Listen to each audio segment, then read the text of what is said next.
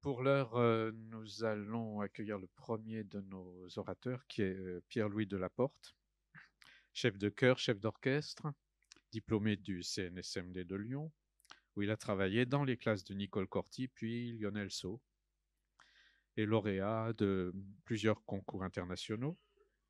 Plusieurs rencontres importantes ont contribué à la construction de sa personnalité artistique, notamment celle de Raphaël Pichon, Grete Pedersen ou Gary Graden.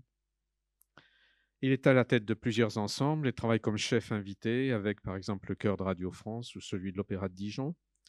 Il a récemment dirigé le chœur Messager et pour plusieurs concerts, le Jeune Chœur Symphonique, dont il est toujours chef assistant. Et le titre proposé pour son intervention, sa communication, c'est Le son du chœur, où il sera, je crois, question des interactions entre la production individuelle de chaque chanteur et l'identité collective du chœur.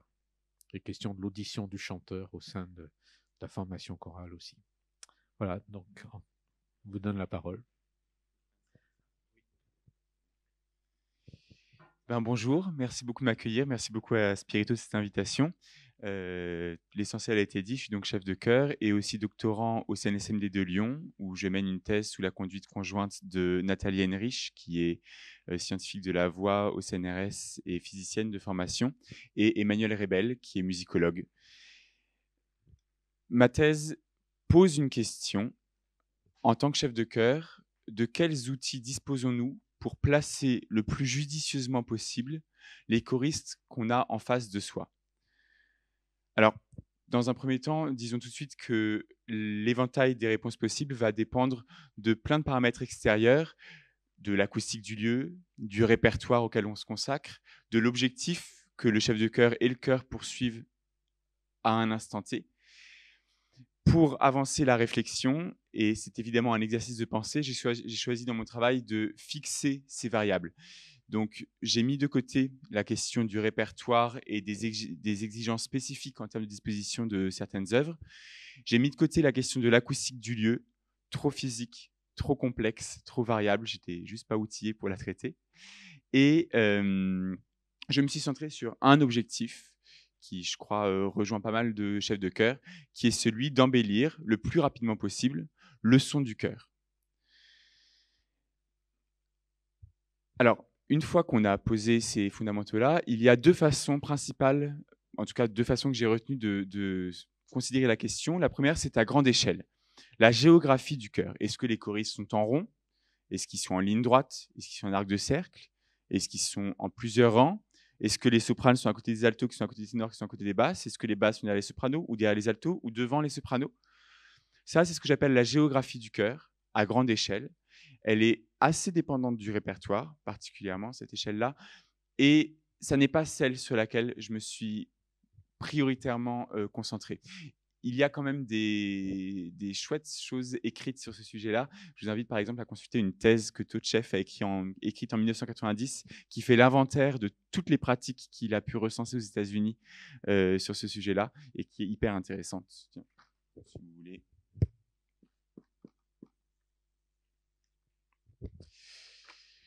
La seconde façon de considérer le problème, c'est qu'est-ce que le placement des chanteurs va générer au sein du chœur en tant qu'interaction entre choristes, à petite échelle. Comment un choriste va interagir avec son voisin ou sa voisine. Alors, pour entrer dans le vif du sujet, je vous propose dans un premier temps de faire un petit état historique de la chose. Alors d'abord, j'ai dit tout à l'heure embellir le son du chœur. Qu'est-ce que ça veut dire? C'est complètement idiot comme expression parce que ça peut vouloir tout et rien dire. La question de la beauté du son du chœur est culturellement très connotée. Elle s'inscrit dans un contexte esthétique, historique.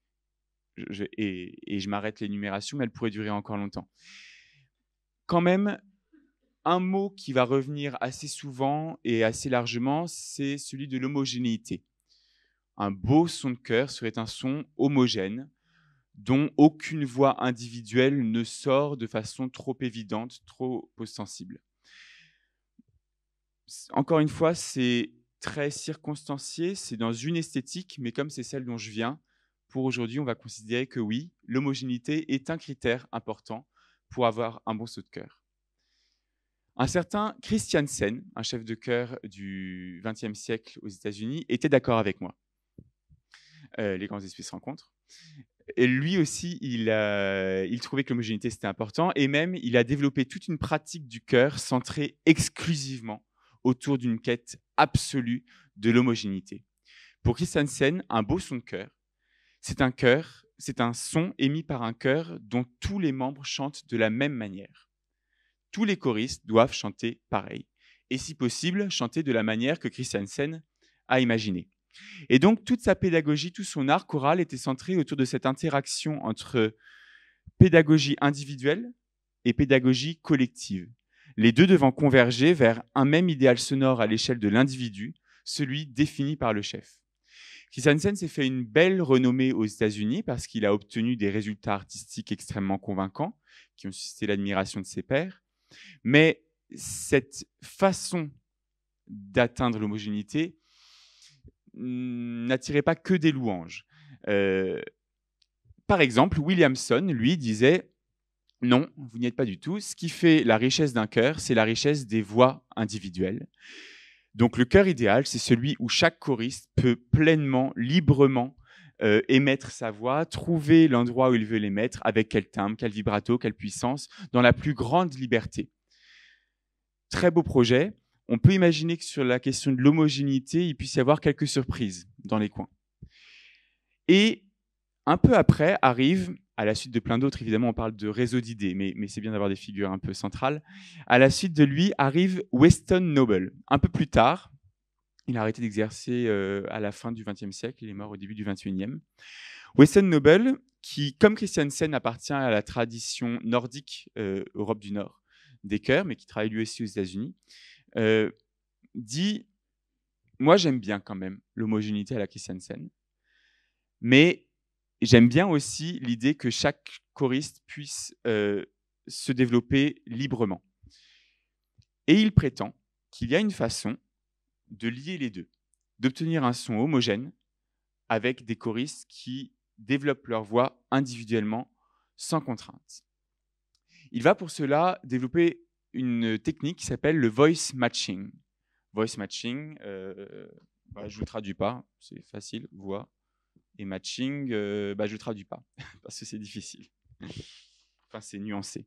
Alors, le voice matching, c'est une procédure qui permet à Weston Noble de trouver un positionnement du chœur qui permette à toutes les voix de se fondre joliment, mais qui permettent de le faire sans que les chanteurs doivent s'adapter les uns aux autres.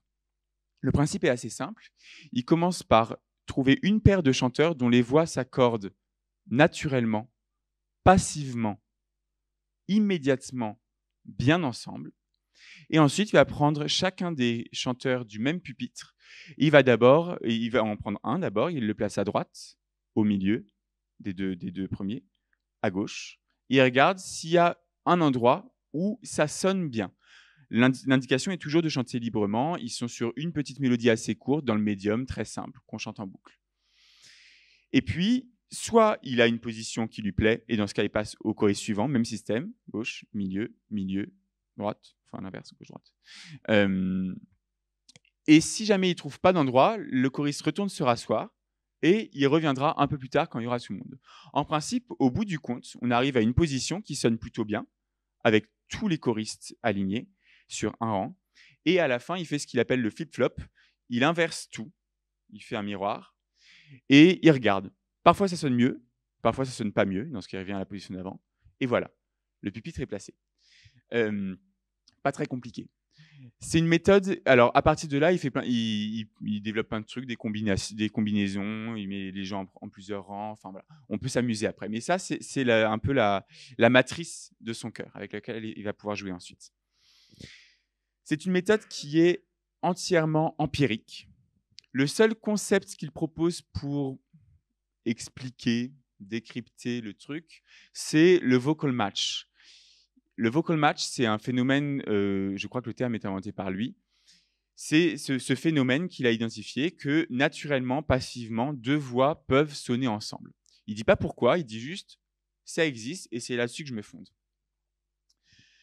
Bon, alors, moi j'aime bien Weston Noble, cette idée-là qu'on peut avoir tout le monde qui progresse et puis librement et un joli son. Du coup, en tant que chef de chœur, et particulièrement de jeune chef de chœur, j'ai commencé ces recherches il y a assez longtemps maintenant, ça invite à essayer. Alors, je vous spoil, moi je trouve que ça marche. La première question, c'est est-ce que ça marche ou est-ce que c'est un hurluberlu dans son coin aux États-Unis qui avait besoin d'attention? Dans mon expérience, je vous parle ni plus ni moins de mon expérience, ça marche, on peut modifier le son du chœur en changeant la position. Et je ne suis pas le seul avec qui ça marche. La question de la disposition des chanteurs est manipulée par énormément de chefs de chœur depuis très longtemps. Ce n'est pas du tout novateur en soi. Et de façon plus ou moins systématique, plus ou moins intuitive. Mais ensuite, pourquoi ça marche et comment ça marche? C'est à ça que je me suis attelé.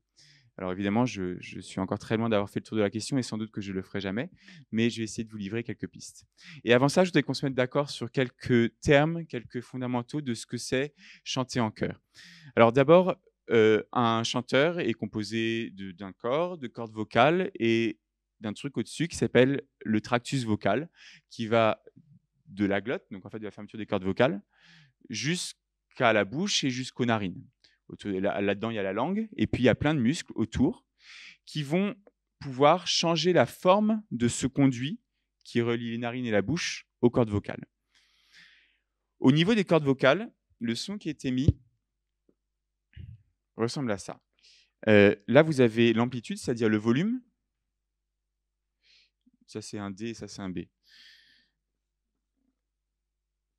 Et là, et ça c'est un H et un Z, je ne suis pas très bon. Et ça, c'est les Hertz, donc c'est la fréquence. Au niveau des cordes vocales est émis un premier son qui est ce qu'on appelle le son fondamental, c'est-à-dire que c'est ce que vous entendez quand je fais « oh ». Vous allez dire que je fais une note, vous allez la jouer au piano, ça fera « tom ». Ça, c'est le son fondamental. Mais au niveau des cordes vocales, c'est un son qui est complexe. Et donc, en plus de ce son-là, il y a un son. Enfin, il y a une fréquence, il y a une onde qui se superpose à celle-là, qui est un peu moins forte et qui est à une fréquence 2 fois plus élevée. Puis il y en a à 3 fois plus élevé, 4 fois plus élevé, 5 fois, etc., etc. Au niveau des cordes vocales, ça suit une courbe qui ressemble à peu près à ça. Et là-dessus, le tractus vocal va agir comme un filtre. Non. Bon, c'est pas grave. Voilà. Va agir comme un filtre qui pourrait être par exemple de cette forme-là. Il va y avoir des pics dans ce filtre qui vont, en fait, qui correspondent à des espaces de résonance à l'intérieur du tractus qui vont amplifier des fréquences spécifiques. Ce qui fait que plutôt que d'avoir une truc comme ça, on va avoir une répartition des fréquences dans le son complexe qui est variable selon la hauteur et selon ces zones de pic qui s'appellent des formants. Les formants sont contrôlés, sont mobiles par définition, mais sont mobiles au sein d'une gamme de fréquences. Le premier formant, par exemple, c'est entre, je dis n'importe quoi, j'oublie les chiffres, c'est autour de 700 Hz, voilà, un peu après, un peu avant. Et puis le deuxième, il est autour de 1000, un peu après, un peu avant. Donc ça peut bouger, mais ça bouge dans une gamme, ce qui permet de numéroter les formants, formant 1, 2, 3. En général, on va jusqu'à 5, autour de ça. Il peut y en avoir des peu plus. Alors, le premier et le deuxième formant sont contrôlés par la langue et la mâchoire. Ils permettent de définir les voyelles. Ceux d'après, ça nuance les voyelles, ça fait le timbre. Je ne rentre pas dans ces détails-là. Ce qui est intéressant, c'est que chez les chanteurs, il y a un phénomène qui a été observé qui s'appelle le formant du chanteur. Les chanteurs, notamment les chanteurs lyriques, ont un formant 1, un formant 2. Et ensuite, ils ont une espèce de super formant très puissant qui va réunir les formants 3, 4, 5. C'est une façon d'expliquer le phénomène. Hein. Je laisserai Nathalie être plus précise et plus pointue là-dessus. Donc, un superformant, en fait, les espaces de résonance vont faire résonner le même endroit et vont générer une espèce de pic dans le spectre qui va changer le volume perçu de la voix. Je vous laisse ça là, ce sera intéressant après. L'autre chose dont je voulais vous parler concerne non pas l'émission, mais l'écoute du chanteur. un concept a été proposé par le chercheur suédois Ternström, qui est le self-to-other ratio. Le self-to-other ratio, donc de soi à l'autre ratio, mesure ou qualifie la proportion, la relation entre le volume du son perçu de sa propre voix par conduction osseuse et par conduction aérienne, à la fois directe et par réverbération, proportion entre ça et le son perçu des autres chanteurs, à la fois par conduction directe et par réverbération.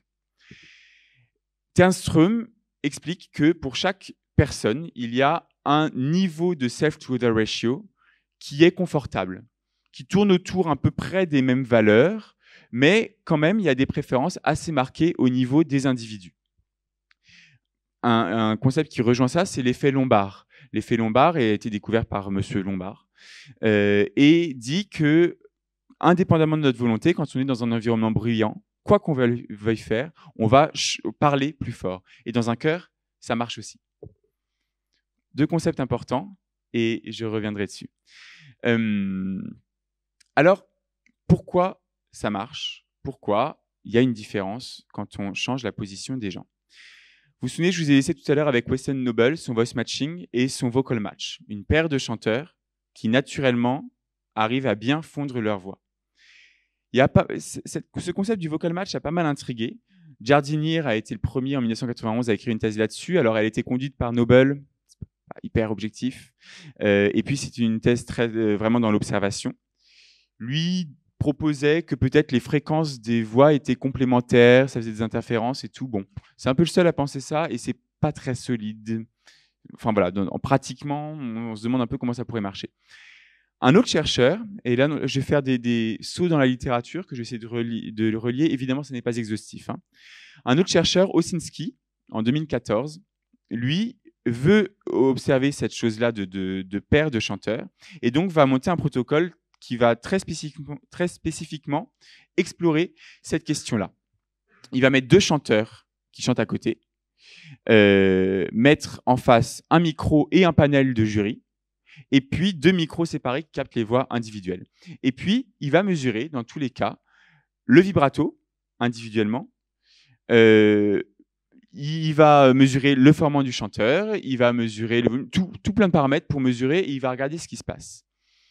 Lui, dans son analyse, va beaucoup se concentrer sur la question du vibrato.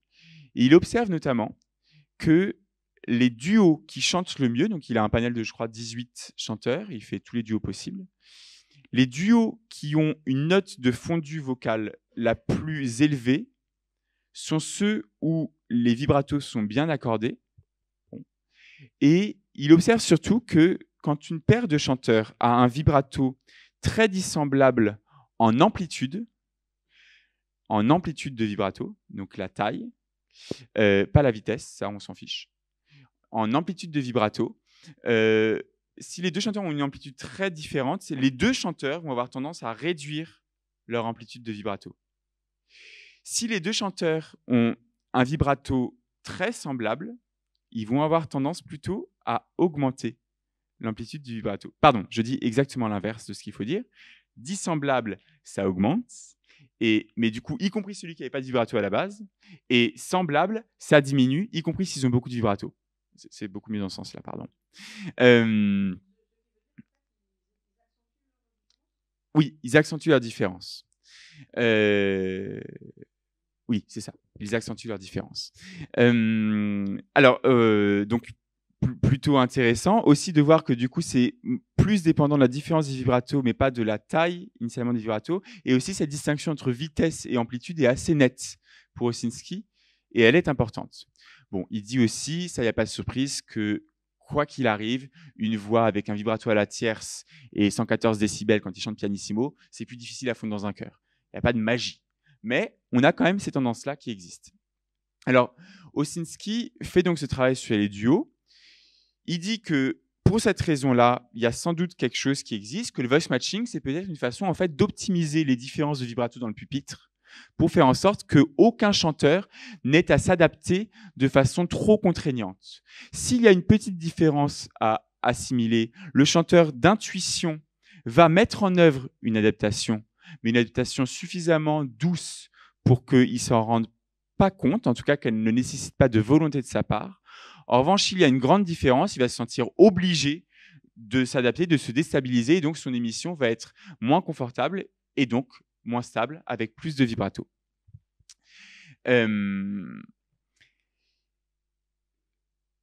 Lui fait son protocole avec donc des duos de chanteurs, mais il n'a pas pensé à analyser gauche-droite et droite-gauche. Il place le chanteur AB, mais il ne dit pas s'il y a une différence quand c'est AB ou quand c'est BA. Ça, c'est un autre chercheur en 2016 qui l'a fait, qui s'appelle Burzlaff.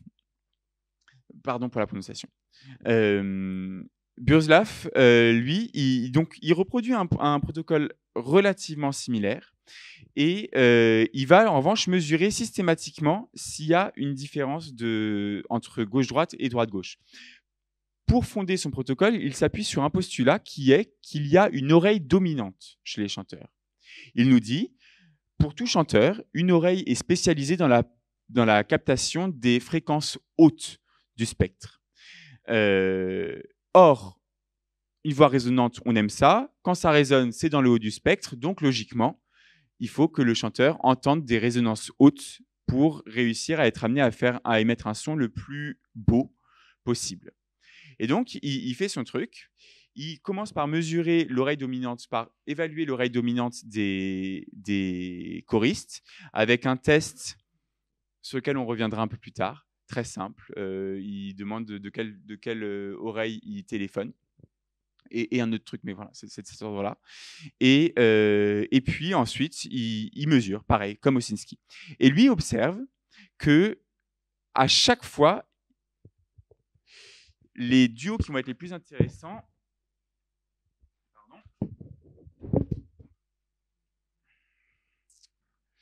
concernant les choristes avec une oreille dominante droite, sont ceux-là. Donc j'ai deux choristes, ils ont chacun des oreilles dominantes droites. Et il va falloir mettre ici la personne avec le plus de résonance haute, puis là, puis là. Donc finalement, de gauche à droite, on va avoir un spectre de résonance haute de plus en plus fin. L'idée est que ce choriste-là, qui n'a pas beaucoup de résonance basiquement dans sa voix, on va lui mettre son oreille du côté d'un choriste qui a plus de résonance dans sa voix, et donc il va intuitivement être amené à augmenter la quantité de résonance dans sa voix. Pareil, et donc on maximise les résonances hautes. Les choristes, d'après lui, les choristes avec une oreille dominante droite sont majoritaires. Et du coup, pour l'oreille dominante gauche, qu'est-ce qu'on fait? Le problème, c'est qu'ils sont en minorité. Hein. Donc lui, au début, il se disait, il vaut mieux avoir quelqu'un qui a un maximum de résonance haute. Tant qu'à faire, mettons-les là. Comme ça, les choristes à oreille dominante gauche, ils vont être proches d'un choriste avec beaucoup de résonance et ils vont être amenés à chanter super résonant. Sauf que ça ne marche pas. Et finalement, il recommande de les mettre là.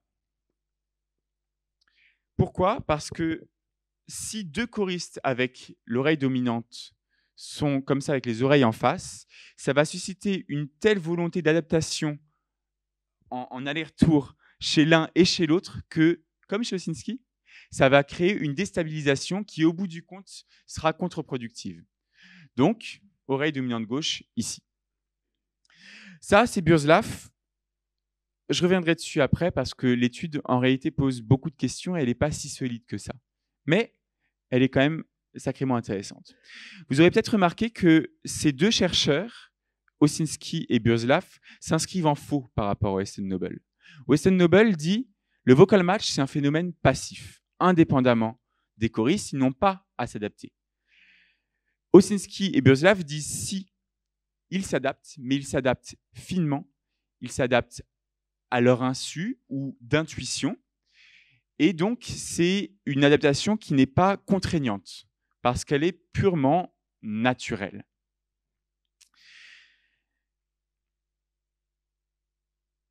Je reviens maintenant, je dézoome un peu. On voit que tout ça, ces deux études placent finalement au centre du vocal blend, du fondu vocal, non pas la voix, mais l'écoute du chanteur. Vous vous souvenez, on a parlé de self-to-other ratio tout à l'heure. Une autre façon de considérer l'écoute du chanteur est à plus grande échelle. C'est le travail d'un certain Doherty qui a fait toute une série d'études de 2006 à 2016 où il faisait varier l'espacement des chanteurs. Tantôt, il les mettait très proches, tantôt, il les mettait très éloignés sur un plan horizontal, tantôt, il les éloignait à 360 degrés. Et dans la dernière étude en 2016, il ajoute aussi un espacement vertical. Et il observe. Il observe que, déjà, systématiquement, et les chanteurs et le public systématiquement disqualifient très nettement la position la plus rapprochée. Les chanteurs ne sont pas à l'aise et le public trouve que c'est la position la moins belle, la moins efficace. Ensuite, au milieu des deux autres, ça varie. Les hommes préfèrent un peu espacer dans le plan horizontal, les femmes à 360 degrés. Bon, c'est moins net, il y a des choses. En tout cas, ce qui est sûr, c'est que tous les chanteurs, tous les publics qu'il a sondés préfèrent chanter plus espacé que ce qu'on fait d'habitude. Alors, une explication de ça, on peut la trouver assez simplement avec le self-to-the ratio. L'explication, ce serait que dans la position traditionnelle où on est collé épaule contre épaule, les chanteurs entendent trop de volume autour d'eux, pas assez de leur propre voix, et donc ça les déstabilise ou ça les empêche d'avoir un contrôle fin de leur vocalité. Ou voilà. En tout cas, c'est pas idéal. Bon, et Doherty observe également un phénomène un peu similaire à ça, mais à l'échelle du cœur, c'est qu'on manipule en changeant l'espacement des chanteurs, on manipule la façon dont se diffusent les fréquences, et donc le profil du spectre sonore n'est pas tout à fait le même. Mais c'est fin et c'est accessoire. Lui dit très nettement, en conclusion de toute sa série d'études, le seul paramètre qui compte, c'est la façon dont les choristes s'entendent eux et les autres. C'est donc l'espacement des chanteurs, et ça éclipse totalement toute tentative de voice matching ou même de placement mélangé, pas mélangé. Il dit c'est le seul truc qui compte. Bon, mais si on réfléchit vraiment finement et qu'on met en place ce truc-là de je veux que les chanteurs soient dans leur écoute la mieux équilibrée pour leur goût personnel possible. Si on applique ça très précisément, on va se retrouver à changer pour chaque choriste l'émission des autres chanteurs et donc l'espacement qu'il a individuellement avec chaque choriste. Ou bien, si un choriste entend trop fort pour son goût, on pourrait mettre un chanteur qui chante moins fort. Et en fait, on tombe dans du voice matching. C'est juste une façon différente, à mon sens, de considérer le même problème et d'expliquer le même phénomène. Faire un beau son de chœur, c'est permettre aux chanteurs d'être libres et de s'adapter sans contrainte excessive, en mettant à profit leur intuition plutôt que leur volonté, leur permettre de s'adapter vocalement à leurs voisins.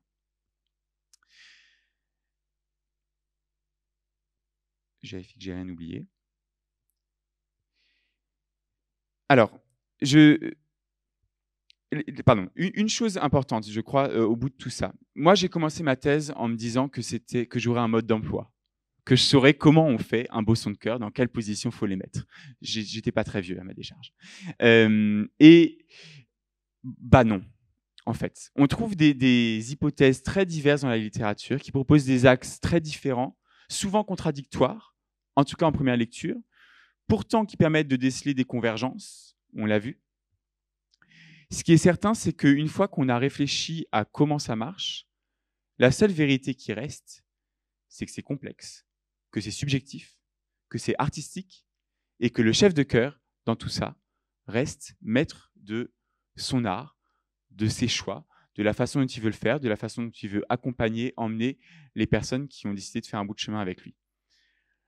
Je le dis parce que c'est important. Je suis chef de chœur, je me pique d'être un peu chercheur.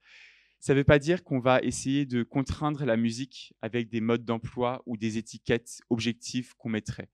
Le tout est d'outiller la perception, de la développer, d'inviter les chefs de chœur à ouvrir leurs oreilles sur des paramètres auxquels ils n'auraient peut-être pas pensé, de leur dire qu'il y a des paramètres qu'on peut bouger qui changent des choses, même si c'est un peu contre-intuitif, que ABC, ça sonne pas pareil que CBA. Mais à l'arrivée, c'est bien le chef de chœur et les choristes qui font leur travail d'interprète et qui, avec tous ces outils-là, peuvent essayer d'avancer encore un peu plus loin. Avant de terminer ma prise de parole, je voudrais simplement vous partager quelques pistes et perspectives actuelles de mon travail de recherche. Comme je vous ai dit, j'ai bien aimé l'étude de Burslav. Elle est intéressante parce que, contrairement à Osinski, qui lui se fonde principalement sur le vibrato, elle invite à rêver à une méthode, un phénomène qui serait applicable universellement. Puisque Burslav, il parle de résonance aiguë, il parle de timbre. Son paramètre à lui, il est applicable y compris à des voix d'enfants, y compris à des voix blanches sans aucun vibrato. Il est applicable à tous les chœurs que je connais. C'est très séduisant. Et pourtant, c'est beaucoup plus compliqué que ça. Je vous ai dit, Burslav part du principe qu'il y a une oreille dominante et donc qu'il peut la mesurer, l'évaluer en demandant au choriste de quelle oreille il préfère téléphoner. Si vous faites le test, vous en avez sans doute une. Quand vous avez une conversation importante au téléphone et un truc dans la main, vous êtes obligé d'avoir le truc dans une main et le téléphone dans l'autre. Ça, c'est établi. Mais en fait, l'oreille dominante du choriste, c'est beaucoup plus nuancé.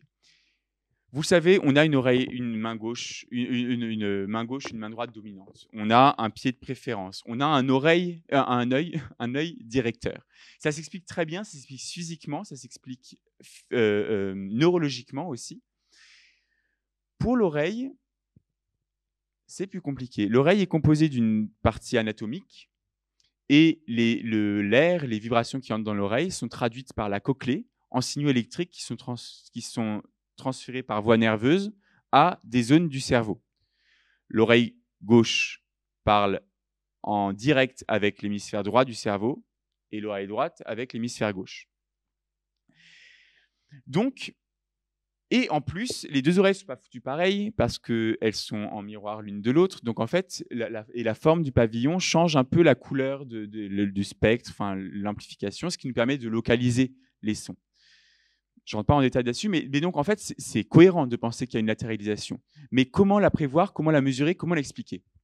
En fait, comme le phénomène est à la fois neurologique et physique, on ne peut pas vraiment. Et on se rend compte, depuis les années 70, que les mécanismes de dominance auditive sont avérés, mais dépendent, c'est d'abord ce qu'on a pensé, en priorité du type de signal. Un hémisphère serait spécialisé dans les modulations rapides du signal audio, et donc dans la captation de la parole, de toutes les syllabes et les consonnes qui bougent beaucoup. Et l'autre hémisphère serait spécialisé dans plutôt l'analyse à plus long terme, donc en fait l'analyse des hauteurs, de l'intonation. Du coup, on aurait un hémisphère spécialisé dans la perception plutôt des signaux dits musicaux et l'autre des signaux verbaux. Très bien, bon. Même ça, en vrai, c'est plus compliqué parce que, dans les études d'après, on voit que la qualité du signal ne suffit pas à prévoir l'oreille dominante. Il faut aussi que la tâche soit en cohérence avec ça. Les tâches verbales vont être prioritairement traitées d'un côté du cerveau, les tâches musicales, même si la tâche verbale est sur un signal qui est aussi musical. Donc, la dominance auditive, c'est à la fois un truc de type de signal et de tâches. Et en plus, en chœur, on a des gens qui chantent ensemble, des trucs qui sont des mélodies et du texte. Donc, on n'est quand même pas sorti du sable. Alors, du coup, j'ai essayé de développer un test spécifiquement adapté à cette écologie du chant choral. Un test qui, à la fois en termes de signal et de tâche, correspond à ce que font les chanteurs pour avoir une façon cohérente d'évaluer si oui ou non il y a une oreille dominante et, en fonction de quelques variations dans le test, comment on pourrait éventuellement essayer de les expliquer. Ça devrait me permettre à terme d'avoir un outil performant pour évaluer l'oreille dominante des chanteurs. Et ensuite, en reproduisant plus ou moins les protocoles dont je vous ai parlé, sans doute de façon virtuelle, puisque maintenant technologiquement on est bientôt capable de le faire. Donc comparer en fait les observations qu'on pourra tirer en termes d'oreille dominante et les observations d'adaptation qu'on peut observer chez le chanteur une fois qu'il est dans un contexte de chœur. J'espère trouver peut-être des schémas, des choses un peu types, et puis peut-être pas. Et c'est comme ça. Je vous remercie beaucoup de votre attention.